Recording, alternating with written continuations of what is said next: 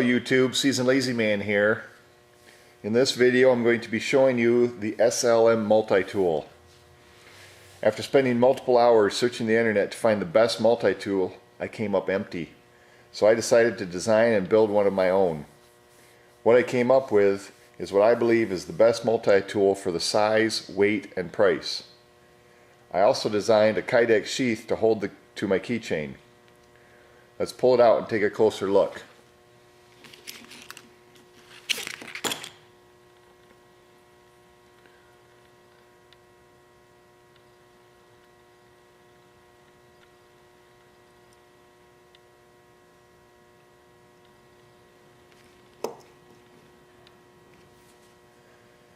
The total length is 3 3/4 inches.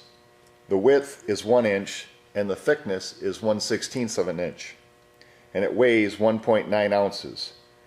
The entire tool is made from stainless steel that I've sandblasted to give it some texture. In the front is a 3/4 inch multi-purpose blade.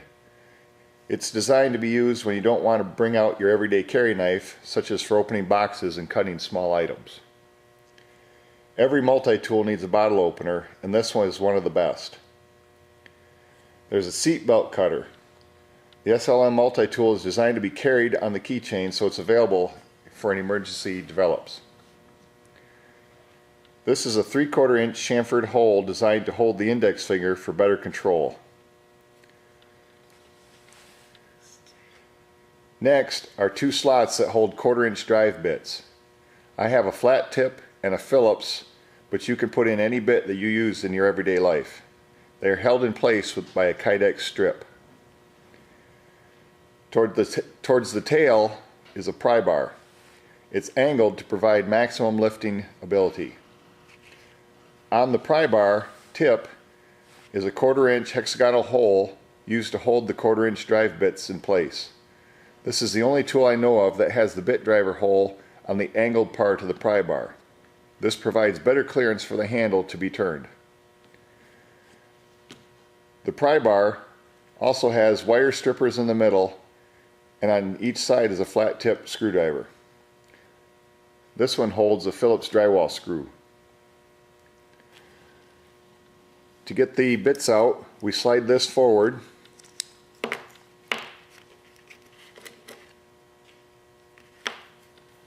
Place them in the hexagonal hole.